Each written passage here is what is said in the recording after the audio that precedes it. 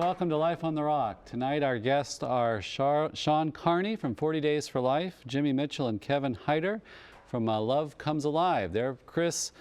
Jimmy and Kevin are performing concerts along with other musicians to support and help to promote 40 Days for Life. And so we're going to have a great conversation about their work and how the concerts are going, and a lot of great music tonight as well.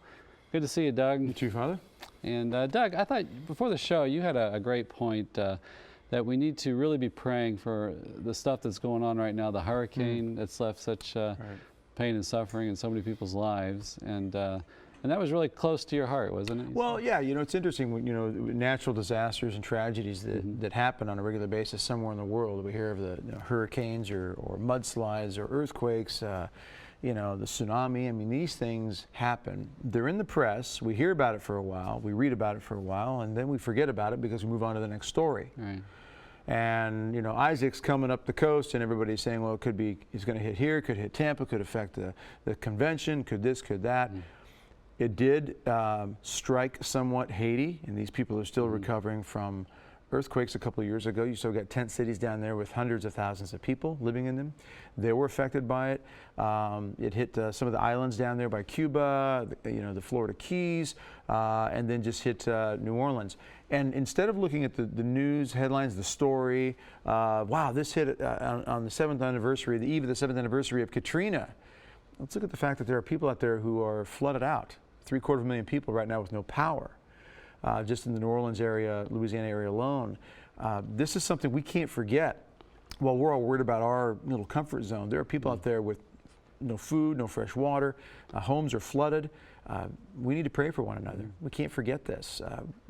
Just because it leaves our eyes and our ears with the news story doesn't mean that there aren't human beings out there, brothers and sisters in this world, our brothers and sisters, who need our prayers, need our prayers and need our thoughts and our help. And that goes on with the theme of the show tonight on 40 Days for Life. It's a prayer campaign for the pro-life movement to have this prayerful presence in front of the clinics, abortion clinics, in support of life. And they've had tremendous fruit. So we're going to talk about that and just the theme of prayer in general and its importance. Now we also have on the phone tonight, we're doing a phoner with Chris Fattis. And his wife, Angela, has been extremely ill with cancer. They have 2 children in the Phoenix area, and they know a lot of the guests we've had on the show from that Phoenix area, and they've had a lot of support from the diocese out there. And they bear an eloquent witness to trust in God's mercy and His goodness. So we have Chris on the line, and we want to hear some of his story. Chris, are you there? Yes, I'm here. Hi, Chris. Could you bring us up to speed? What's happening now with your family? Well, my wife was diagnosed with stage 4 colon cancer that had spread to the liver on April 24th, 2011, which was Easter Sunday. And we've been, you know, going through the chemo and other treatments and things for this last while. And then about a month ago, she became more ill and started having some different problems. We're in the hospital twice, and during that second hospital stay, we were informed that things were getting bad, the tumors were growing, that, you know, things were kind of getting out of control, and they no longer could do any sort of chemo. And so through that week, we, you know, determined that she was ready to go home for hospice care and basically come home to die. And so we've been home for a week now. Actually, Tuesday night, she almost died. She was dead in my arms, and she ended up coming back to consciousness, and was essentially I was told it would be hours. Here we are, you know, probably 40 hours later, and she's still here. So we're praying. She's more alert today. She's talking. She's still out of it, and her heart is declining. You know, the process is still happening, but she's here. And the whole time she's just been praying and praising God and trusting, and has told us that she's ready, and you know, she trusts God to take care of me and the kids. So. Well, Chris, we wanted to talk to you, of course, to encourage you with our prayers and to ask our viewing audience to pray for you this evening and continuously. And I know you all have an eloquent testimony. I saw a YouTube interview with you all about trust. How have you seen God's faithfulness in this very difficult time? You know, for some reason in our marriage, it's always been a theme for us, and something that we felt God has wanted to use us to, you know, teach people about trust. And just our story, our lives, and just be an example and witness of that. When Angela got cancer, it was a complete shock. There was no warning sign at all. And so it's Easter Sunday, and I'm brought in to to be told that my wife has massive tumors throughout her body. And the first thing she said to me was, well, Jesus still rose, so we're going to trust. And that was, the reminder that this is what we've promised to one another. This is the faith we have. And so throughout that, God has been faithful to that trust. We wanted to come home to Arizona. We were living in North Carolina. God opened the door for that so that we could be here with family. God opened the door to some very advanced treatments through the goodness of many people who donated to help pay for them. And all across the way, God has provided and shown us his mercy and his glory, including the fact that Angela, when the doctor told us this past Saturday that she thought it would be a matter of days based on her decline, Angela said, I'm at peace. It's okay. I want the world to know that no matter what, they have to trust in Jesus. Right. No matter what. And so even in that moment, and I thought I was going to be going in to just console her, and she was consoling me. She's the one surrendering to death, and she's consoling me. And then you've had quite a bit of support, haven't you, from the diocese in Phoenix? I know I saw Father Clemens interviewing you on a local Catholic TV, and a lot of the people we know, so to speak, from Life on the Rock. Yeah. Mm-hmm. Yeah, even Jimmy Mitchell, who you're having today, I was pleased to hear he's on this show. I know Jimmy. I love their music. In fact, I told him last night that I asked Angela if she wanted some music on, and she said yes, and I gave her a couple choices, and she chose one of Mysterium's CDs to listen to as she laid in possible wait for death. So anyway, yeah, the Diocese of Phoenix here, and really all over the country, people have been just supporting us. A friend had set up a Facebook page for us the week that Angela got sick, or that she was diagnosed, and just the outpouring of support throughout this time through that page, and people, us being able to share updates and share our story, and people giving as well as praying for us has been incredible. So, I would say that the number of people praying for us at this time is in the thousands and thousands, and it's powerful. It's very powerful, and even we're still praying for that miracle, Father. But and the whole diocese here is praying, and everyone all over that knows our story is praying. We're not giving up on that miracle, but we also know that God does destine us to be in union with him, and that if he takes Angela home, that's his will. And so the beautiful thing is, I asked Angela the other day, I said, will you just take me and Gus and Gianna, her children, with you in your heart, and I will teach them, because her big concern has been, Chris, I want them to know Jesus. And so I said, I will teach them that you are in Jesus' heart. You're with him in heaven, and if they want to know you, they've got to know Jesus. And then I said, all these people are praying for you. Will you take their prayers, and will you take them and pray for them in heaven? And she keeps saying, I have a lot of people to pray for in heaven. So the beautiful witness of these people praying for us, I know will not be, without being paid back, because Angela will remember them in her prayers when she goes to heaven.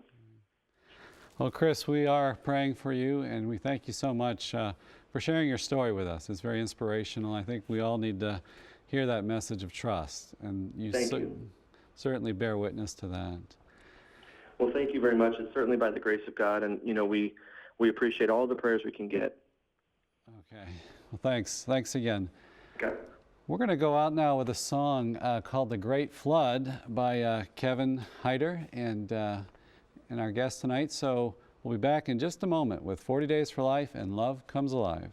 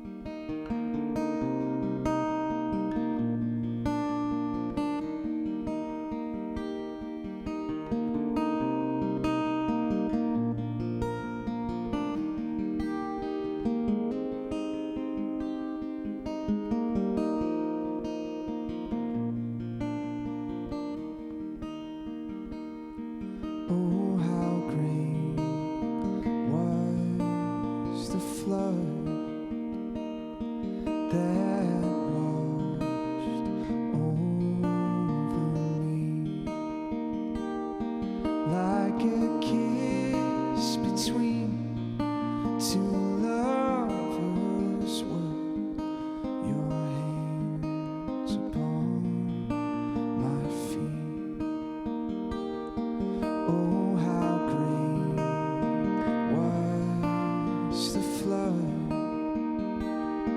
that passed my lips unsung, like a newborn babe's first taste of life. It danced on my tongue. Oh, how great was the flood that fell from your side, like a knife into a mother's chest when her only child dies. Oh, how great was the flood that swelled in the sea, when the water rose, it took my breath, but you gave it back to me. When the water rose, it took my breath, but you gave it back to me.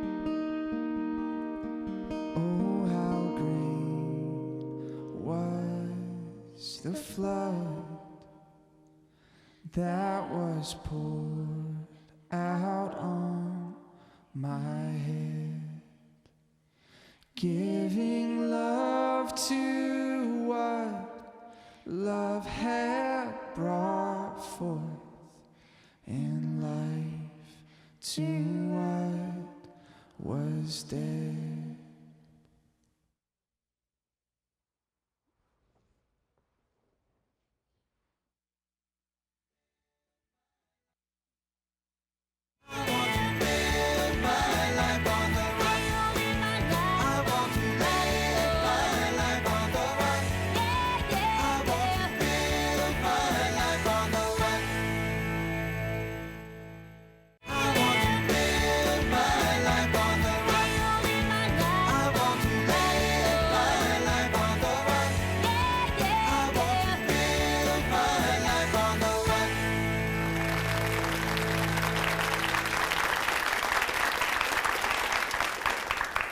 Hi, welcome to Life on the Rock. Tonight we have Shawn Carney from 40 Days for Life. Tyler, Good to see you again.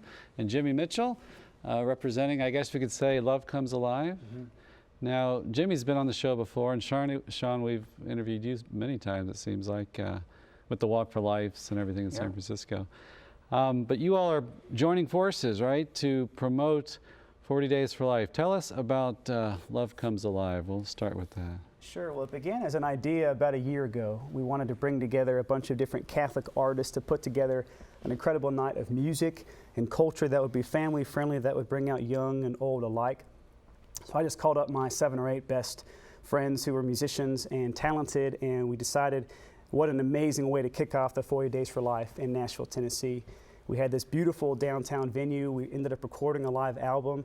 And the next thing we knew, we were getting requests in other cities to pull off a similar event. Right. And the goal was really just to raise awareness about this amazing campaign that's happening twice a year all over the world. So. Right, and I think it's a great marriage, so to speak, because I was watching some clips from one of the concerts, and great spirit of joy. You know, Christian music is it's different. When you listen to Christian music or then secular pop music, you come away with a spirit of joy and fulfillment. I think that's a great thing to promote 40 Days for Life. And because 40 Days for Life is about prayer and fasting. Tell us about the witness it gives. It's different than other avenues in the pro-life movement, isn't it? It is, and it's certainly something that music can help with, and something that needs joy. We hold 2 national and internationally coordinated campaigns every year, one during Lent, one during the fall. And it's 40 days of prayer and fasting with the intention to end abortion, 40 days of community outreach, and 40 days of nonstop peaceful vigils outside of abortion facilities across the country and internationally as well. And we've really seen God use what is really a simple effort, and He spread it into 440 cities in all 50 states and 14 different countries. And we feel it's because of that approach. It's because of it's centered on prayer. We go to these abortion facilities, and we've seen moms choose life. We've had 5,928 moms that we know of choose life for their babies at the very last moment. And it's because of that joy. It's because on the sidewalks of an abortion facility, it can be so nerve-wracking the first time you do it, but when we go, we take peace, we take love, and above all, we take hope to a place that otherwise has no hope, and that's why the women respond. And you really center in on why the prayer part is so important with the pro-life movement, because you're at a place of no hope. Can you talk about the strength that the prayer provides? Well, I think that abortion for most people can be very overwhelming. We've lost 55 million of our little brothers and sisters in the womb since 1973. We're in the midst of the 40th year of legalized abortion. And for a lot of people, the problem can be so big that they just throw their hands up and say, well, what could I possibly do? And 40 Days for Life gives a simple avenue to take an hour a day during the campaign or an hour a week and go out and to peacefully pray. Without the prayer, if we just sort of ran out the door to go save our culture, we'd last about 5 to 10 minutes. It'd get very depressing very quickly, and we ourselves would lose hope. But when it's centered on prayer, God uses that. He uses it to speak to the women going in. He uses it to speak to those who work in the abortion industries. We've seen 69 abortion clinic workers have conversions and leave their jobs. And so prayer is essential. Without it, none of this would be possible. You know, that's something that, you know, if you look at the spiritual masters, the great saints, they will always say that is there needs to be deep contemplative prayer first, and then a distant second is action. And it can be easy to get so enthusiastic and excited about something. We're going to go conquer the world for Christ and forget that union with Christ in prayer is first and foremost. It is, and burnout is a huge problem in the pro-life movement and in anything that you're really passionate about. And we've been very fortunate to see 40 Days for Life become something that somebody can participate in and not just get the t-shirt and move on with their life, but they want to do it again and again. Right. We've had 525,000 people that we know of who have participated in 40 Days for Life over the last 5 years, and over 100,000 of those people are new to the pro-life movement, according to our surveys. And so it's very encouraging, but without the prayer, they would come out one time, go out for 20 or 30 minutes, pray, and then think, you know, I can't do this. But because these are prayer vigils across the country, it has a lot of hope. And something we stress every year too is that maybe the elderly who are watching the network at home can't be there physically, but they can certainly join in prayer, especially during those 40 days, right, to really amp up the prayers. Absolutely, yeah. And we have a lot of religious sisters who are cloistered who pray for the 40 Days for Life campaigns, and so that's really felt out there on the sidewalks. And you also speak of the importance of being there, because you could say, well, okay, prayer is important, we can do that at home, why do I need to be there? Right, and every day of the year we have to be praying in our homes and in our churches, and 40 Days for Life gives us an avenue that occasionally there is an injustice so great that we have to meet it where it's at, where it happens, where it's encouraged, where it's legal, and stand in opposition in prayer and be that public witness. And our culture responds to that. Right. When we go to where the abortions actually happen, it's extremely powerful because we've had so many women choose life and tell us that they woke up that morning on the appointment of their abortion and prayed that God would give them a sign, and that one or two volunteers, whether it be a couple of high school kids or a mom with a toddler, they were that sign for that woman. and no one grows up wanting an abortion. It's a very lonely day. And I think I think we're talking about that mysterious cooperation between action and prayer, and it continues the whole incarnation, right? God just didn't stand at a distance and wave his hand, so to speak, and redeem us, right? He sent his son, right, with a human face. And you go there to the clinics with a human face, and you've had people say that, if you weren't there, I would not have changed my mind, or I wouldn't have gotten out of the business, so to speak, right? We have, and we've had extreme cases where women have gone in and literally been on the table to have their abortion and have ripped the IV out. And tell us that story. We had a young girl in Orange, California, who went in to have her abortion. She laid on the table. She had the IV already in her arm, and all of a sudden she just had a moment and said, "I can't do this," and sprinted literally out of the abortion facility. It was a Planned Parenthood. Tearing the IV. I mean, yes, tough. it's a great, it's a wonderful thing to imagine. I think it shocked some of our volunteers. Some of them are still recovering from that. But she left her shoes in the facility. Her boyfriend was in the waiting room, so he just looked up and kind of thought, "I guess we're leaving," and he sprinted after her. And she went into a restaurant. She came out to our volunteers. They took her to a restaurant nearby and bought her lunch, and she chose life for her baby. She ran to you all. Yeah, and the 40 Days for Life volunteers who were out there in California bought her lunch. She chose life. And those are stories that can't happen unless we have that activity that you're talking about, unless we go out there. Now, you've also had not just Abby Johnson, but you've had some people running these clinics convert. Can you tell us about a story or two there? Yeah, we've had 69 abortion clinic workers have conversions and leave their jobs since 40 Days for Life went national in the fall of 2007. That's something that we never imagined. Abby Johnson, the person you cited, she ran the Planned Parenthood where 40 Days for Life started in Bryan, College Station, Texas. She came into my office right next door in the fall of 2009. Recently, we had a woman who worked for Planned Parenthood for 17 years who left a facility in Storm Lake, Iowa. She began leading the 40 Days for Life campaigns outside of her former workplace. In Iowa, everybody's nice to each other. They all know each other, so her staff would see her praying out there, and they'd say, "Hi, Sue," and she'd say, "Hi, how are the kids?"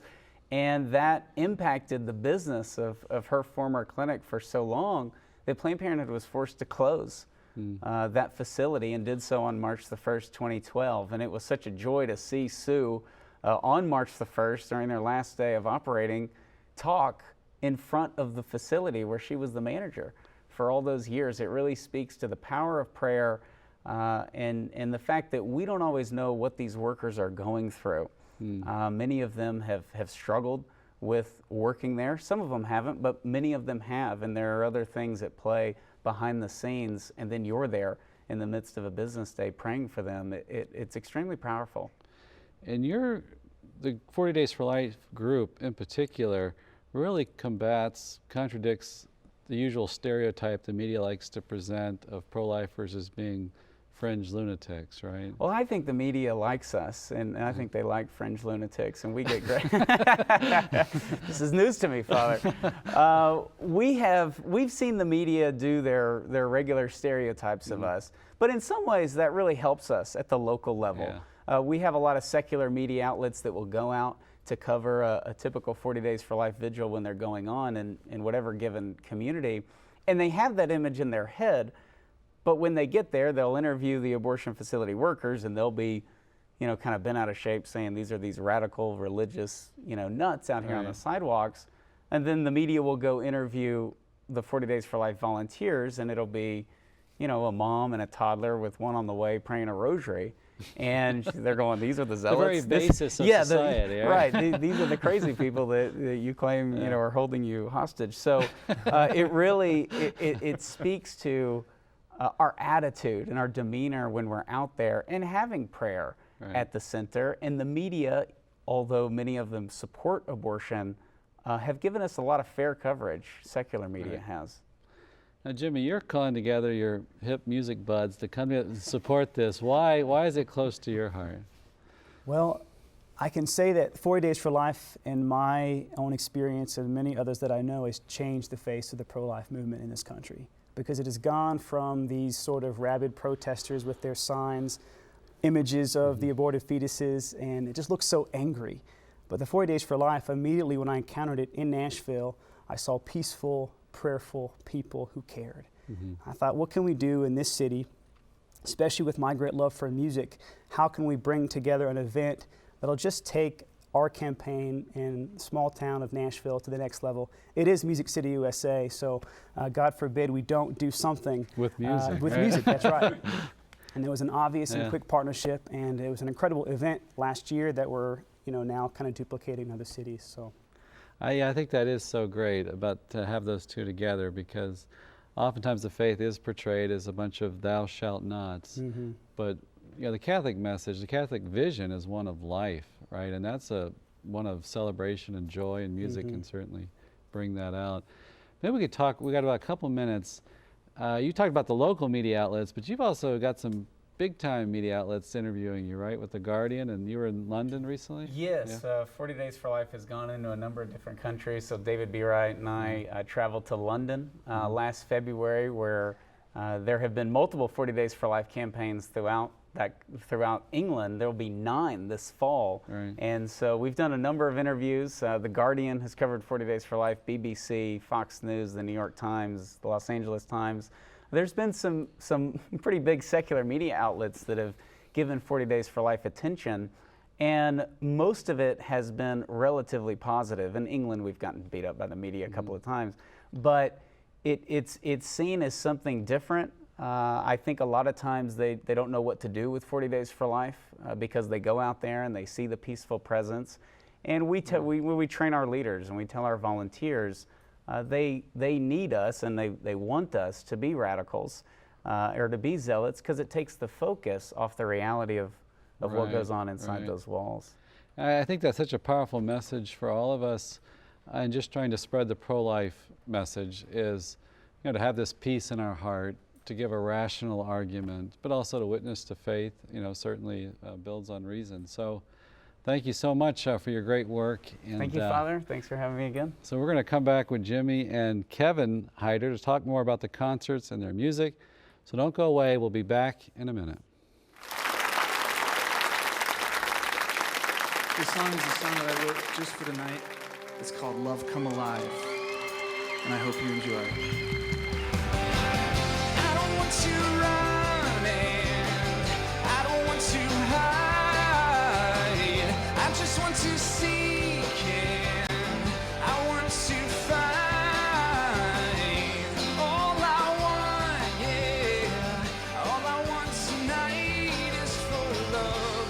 Come alive, oh love, come alive tonight.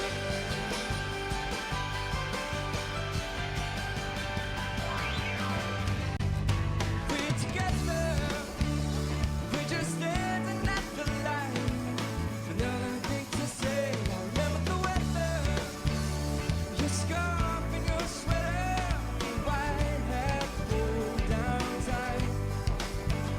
We're together, we're just standing at the light. Nothing to think to say, nothing I want to say, nothing to think to say. Is that right?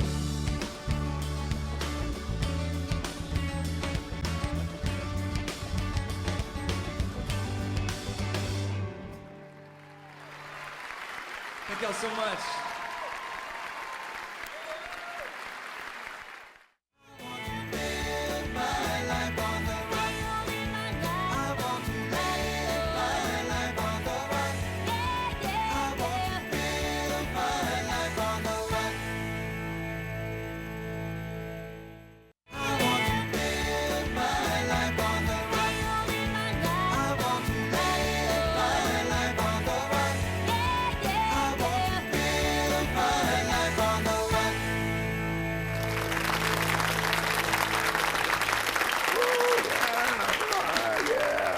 Hi, welcome back to Life on the Rock, and tonight we brought out for our second segment Kevin Heider. So welcome. And we need to ask you about the song "The Great Flood," because there's a lot of powerful images in that, in the lyrics there.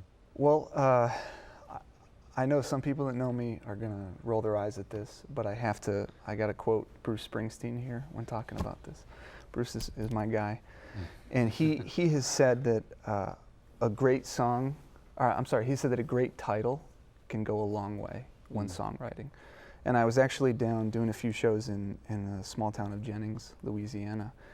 And I had this riff on the guitar for a while, and I just started, I thought, I want to call it The Great Flood.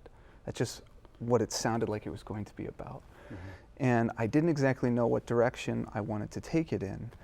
And then I was at Mass on Holy Thursday, and they did kind of a free-for-all in terms of parishioners going up to get their feet washed, and people were being hesitant, and so I went up, and the priest came by, and he washed my feet. And I kind of had this moment where I said, the Great Flood. I wanted to use images of water throughout Scripture, and talk about how that is kind of a flood of grace for us. And unintentionally, I guess, just in kind of sorting through those images, the song really kind of follows the Triduum. You know, the first verse is the washing of the feet. The second verse is the institution of the Eucharist. The third verse is the crucifixion. The last verse is kind of the confusion and the turmoil amidst that. And then it ends with this imagery of baptism and rebirth almost. So it's, that's kind of what I had in mind for it. But like I said, for me it was having that one riff and a melody and the title. Once I had the title, I knew that it was only a matter of time before the rest just kind of flowed out. So. Well, that is a very Catholic idea. The sacraments are pouring forth grace upon us in abundance, like a flood, right? And we always have that. Now, your background is you went to Steubenville. I did. Right? And now you're a full-time musician? Yeah, working on it. Working on it. And you live in? Right, I'm based in Baltimore right now. Okay. So I live everywhere else. I pay rent. There, so. Now, how did you all meet, you and Jimmy? Jimmy and I actually met through a mutual friend of ours, Tommy Van Horn, who worked with Jimmy. I ran into him in Denver, Colorado about a year and a half ago, and then he said, you gotta meet my friend Jimmy. He put us in touch, so we had a phone conversation probably in January or February of 2011, and after that we just have continually talked and stayed in touch, and we seem to be seeing each other more and working with each other on more projects, which is great. So.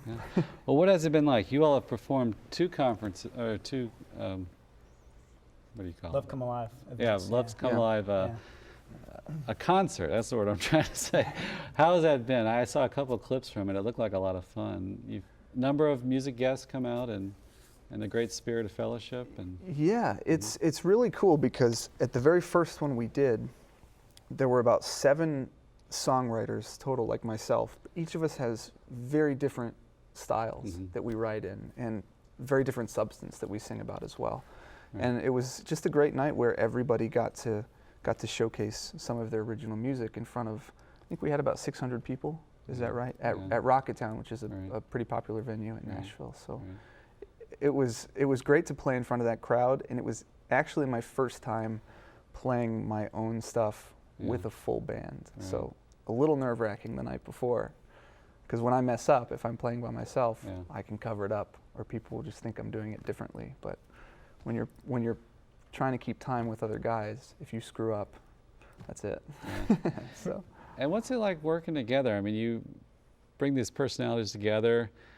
A lot of times singers write on the road by themselves, but together, does it really pump each other up when you come together and feed off of one another's energy and stuff? It's definitely a different experience when we all come together. And yeah, I mean, we do work off of each other's energy a great deal. We get inspirations when we were rehearsing for the show we did in Atlanta last weekend.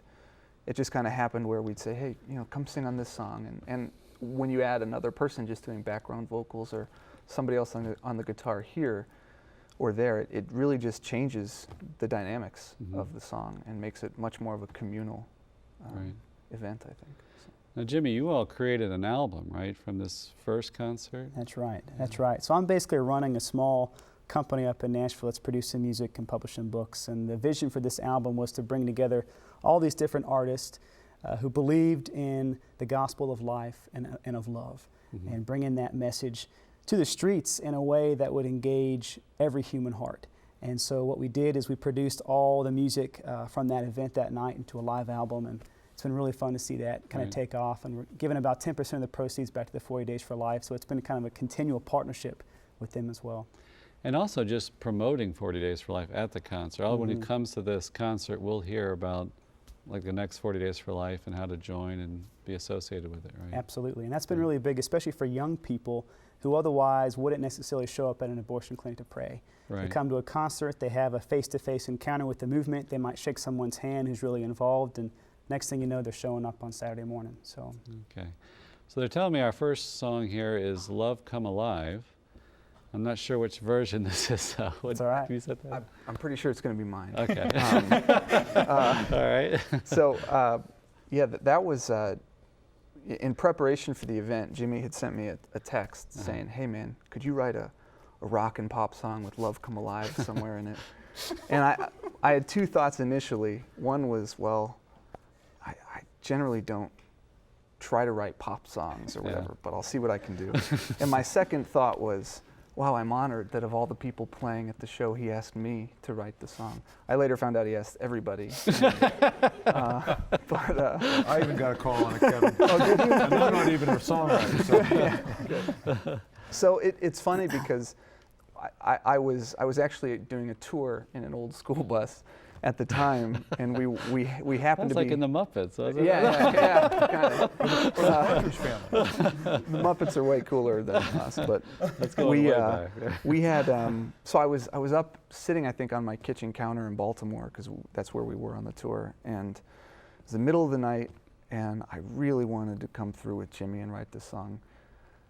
The first thing that came to my mind was Mother Teresa, and I ended up writing the slowest song I've ever written that doesn't mention Love Come Alive in there anywhere. And I thought, well, sorry, Jimmy. You still had the title. I tried. Though, right? But no, the title was completely different. Okay.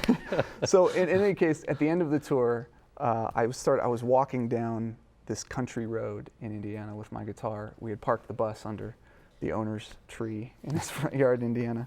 And I was just walking down, back and forth down this country road on a beautiful sunny day in July, and I kind of just started pumping out the song that you're about to hear. All right. So this is Kevin Heider's version of Love Come Alive.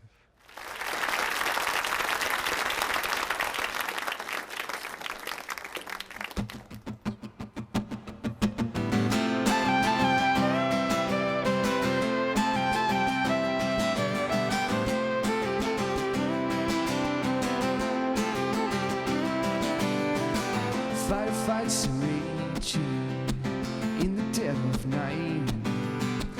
The conversation is in black and white.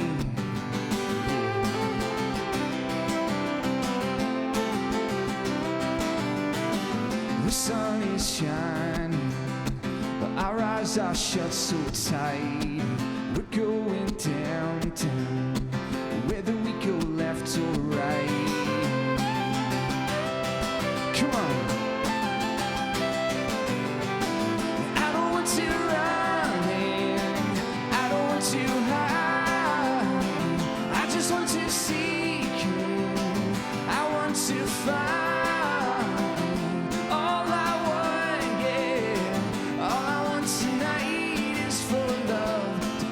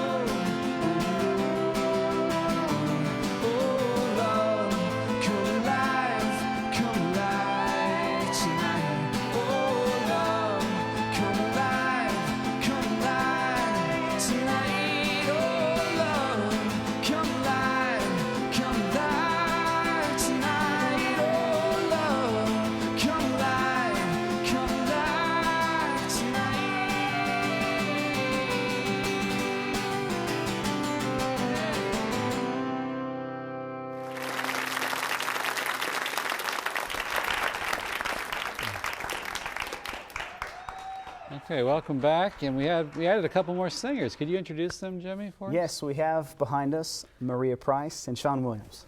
All right. Yeah.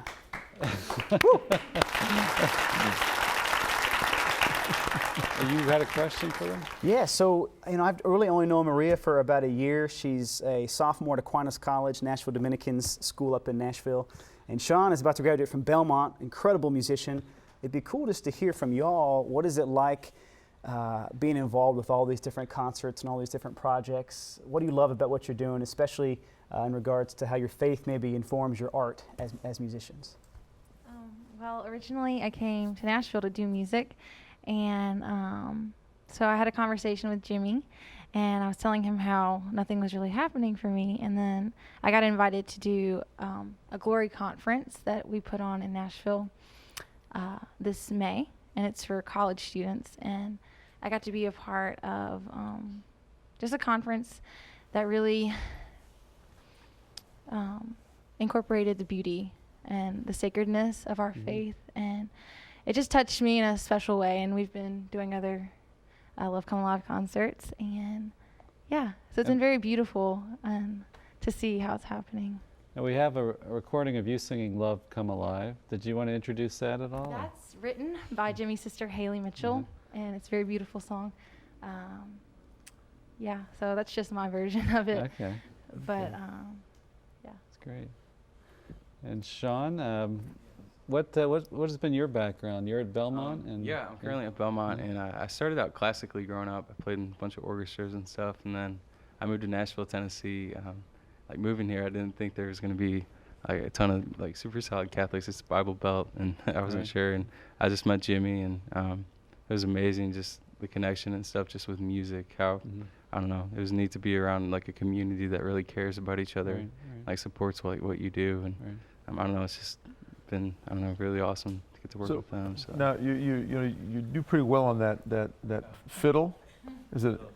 Fiddle. Is it? I guess fiddle It's a violin, but it's a fiddle when you play it a certain way. Is that right? Is that how it works? That's Okay. right, that's right. But you were classically trained, though. Yeah, I started out classical, and then I guess halfway through high school, I started playing more like bluegrass, fiddly stuff, country stuff. So what do you like better?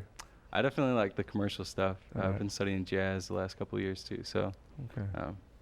yeah, I like that. So Awesome. Now, Jimmy, if people want to support this project, you have a website and things? Absolutely. LoveComeAlive.com is the best way to purchase the album. It's on iTunes. It's also in our store. And you also can find out about all the different events we're doing across the country there as well. And then we also have our website, mysteriumonline.com. And Kevin has an amazing website with 3 different albums out right now, kevinheider.com. Great music. Catholic culture is very much on the rise in our country, I think. Right. So, And that's very close to your heart. We heard you spoke of that very eloquently when we had Mary and Grace on. So I want to support you in that work. So now we're going to hear Maria's version of Love Come Alive.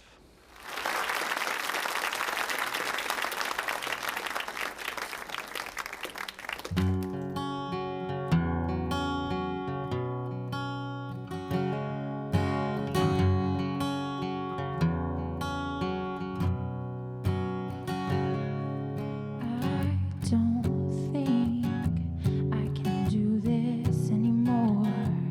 I can't fight the lies in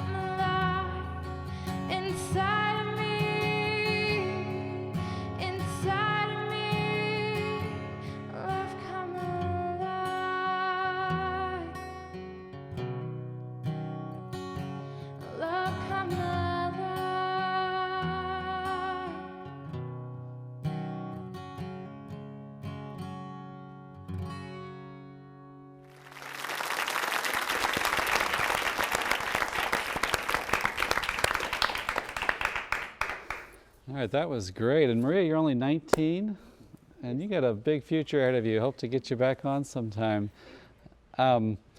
What is okay, you all have the concerts planned.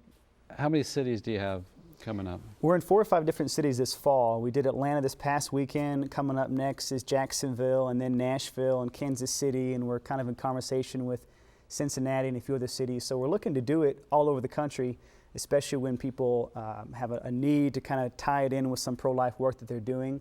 It just makes it that much more fruitful for us to be a part of, you know. And it's great to, I know there's so many people, so many talented people out there looking for a venue, you know, to perform and things. So that's great. You're organizing this.